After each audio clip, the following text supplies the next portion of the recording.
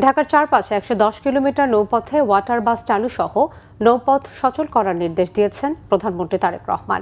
একই সাথে নদী যাতে দূষণমুক্ত থাকে সে বিষয়ে দিক নির্দেশনাও দিয়েছেন তিনি।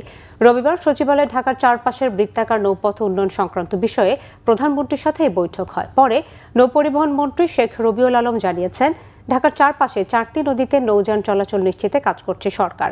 424টি জায়গায় বর্জ্য অপসারণের পর দূষণমুক্ত করে নৌপথে অবাধে চলাচল নিশ্চিতের পরিকল্পনা রয়েছে সরকারের। এর 2 মাস পরে বেসরকারি খাতকে সম্পৃক্ত করা হবে। চারপাশের নদীকে দূষণমুক্ত করতে সরকার পরিকল্পনা নিয়েছে বলেও জানান নৌপরিবহন মন্ত্রী।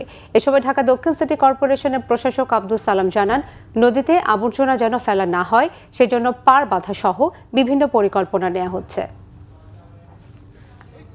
ওয়াটারওয়েজ যেটা আছে ঢাকা শহরের চারপাশে, সেটা প্রায় 110 কিলোমিটারের মতো।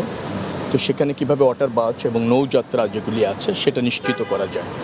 একটা সময় 2005 সালে তখনকার প্রধানমন্ত্রী বেগম খালেদা জিয়া সেটা উদ্বোধন করেছিলেন।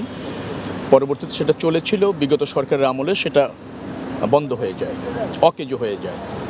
তো আমাদের সরকারের একটা পরিকল্পনা রয়েছে যে আমাদের যে নদী সংযোগটা আছে, 4টি নদীর সংযোগ, তো এই 4টি নদী ঢাকাকে পরিবেষ্টিত করা আছে। সেই জায়গাগুলিতে আমরা ওয়াটার বাস এবং যেটাকে বলা হয় নৌপথে চলাচলটা যাত্রীদের জন্য নিশ্চিত করতে চাই।